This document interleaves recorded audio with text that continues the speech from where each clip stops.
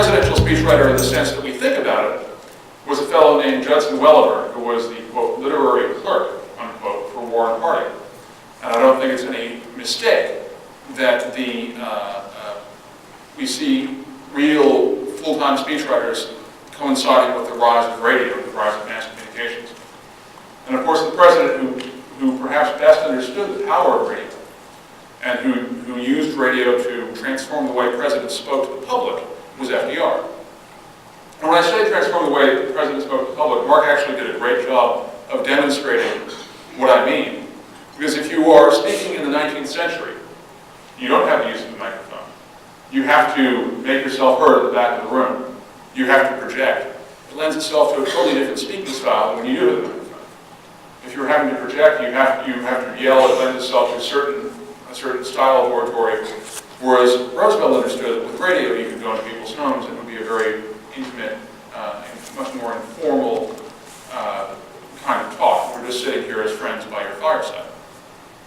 But in addition to changing the way speeches presidents communicated, Roosevelt also revolutionized the way that speeches were prepared, the stuff going on behind the scenes.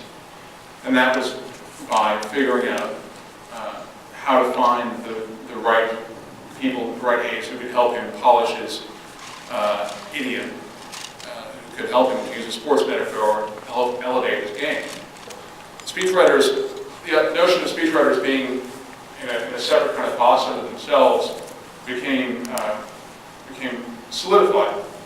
And increasingly they became separated from the policy process and occasionally at odds with it.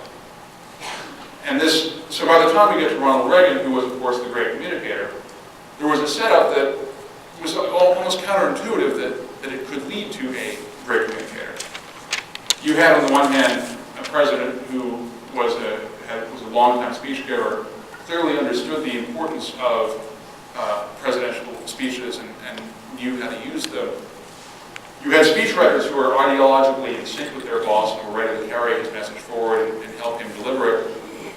But in between now, you had a senior staff and a bureaucracy that was oftentimes at odds with, they tended to be much more moderate, for example, than the speechwriters, and were often horrified by some of the things that the speechwriters thought the president should say.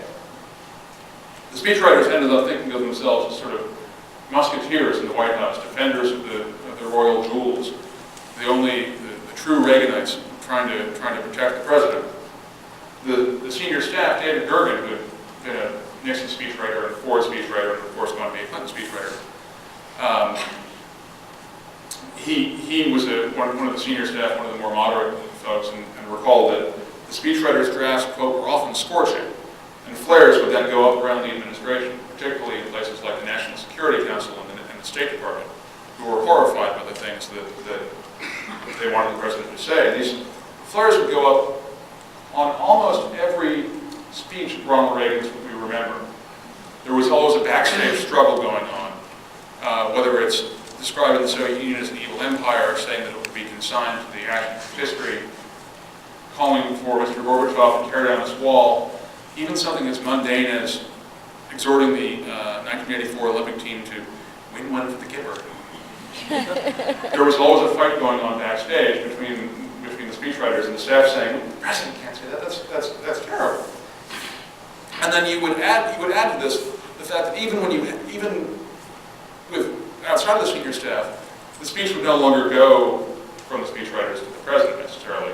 It would now have to wend its way through a complicated bureaucracy where everyone would get their chance to say, you know, I can write.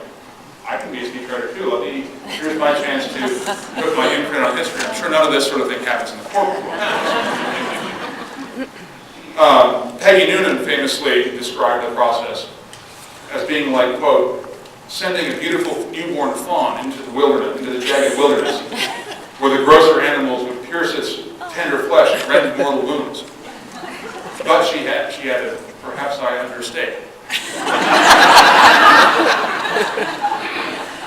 In 1986, Patrick Buchanan, who of course had cut his teeth as one of Nixon's top speechwriters, was then the White House communications director, was so irritated by this process by which the speeches would get torn apart, that he wrote a memo that said, talking about essentially arguing to lead the speechwriters, said in part, now admittedly a couple of fairly competent house painters could tell you why Michelangelo's work is cracking and peeling, but you wouldn't want a pair of house painters to repaint the Sistine Chapel. The speechwriters, he argued. The president-speechwriting relationship, in a way, hit a bottom under Reagan's successor. Because, unlike Reagan, George H.W. Bush didn't have the sense of public speaking that his predecessor did. He had what is, I think, what we can safely say is a perhaps admirable, probably naive view of the presidency, which was that his actions would speak for themselves, and he didn't need to be a communicator in the way that Reagan had been. Things have swung back in the last two administrations. Bill Clinton, who is one to give full speeches on Bill Clinton and speechwriting and speech making, he had not actually had a speechwriter during his years as governor. He had never worked with a speechwriter before he became president. And as a result, he didn't quite know how to use them. He didn't like the idea of other people trying to write words for him. And early on, of course, in his tenure in the White House, everything was rather chaotic anyway. And it took a few years, and it took losing the Congress, especially before the Clinton team, the staff, the speechwriters, figured out exactly how to use the bully pulpit, and they became quite good at it. By the end, there's a contrast between Clinton and Jimmy Carter. Carter also never used a speechwriter as governor, but he was never able to make the transition.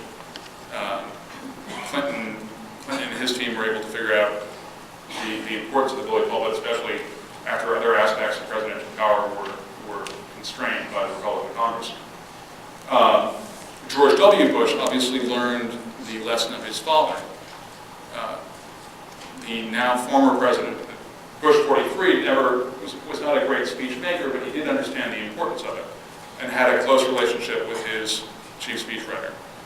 Again, I would say this is important because, as I said at the top, I would argue that you cannot be an effective president without understanding the importance of political communications and not understanding the importance of giving a good speech. And if you think about who, in the modern presidency, since the rise of mass communications, who the most effective presidents have been, you think of FDR and you think of Ronald Reagan, two of the great speech makers as presidents. JFK was the other great speech maker, but he also gets it incomplete. If you think, on the flip side, of who are the presidents who were ineffective and specifically didn't actually get reelected, you think of Ford, who was never elected in the first place. You think of Jimmy Carter. You think of George H.W. Bush. And these were presidents who did not understand or were unable to use the bully pulpit.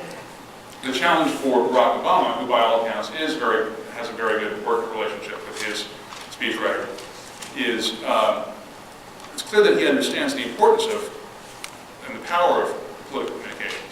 The question for him is, does he understand the limitations of it? The answer to everything isn't to give a speech or hold a town meeting or to take the case of the people. The president, even the president can drown. Only the president can drown himself out. Even the president can become routine enough that it becomes he can fade into the background. So it'll be interesting over the next 4 to 8 years to watch. Okay, he's got again I use a lot of sports metaphors. He's got the fastball, but does he have the curveball and kind of the slider?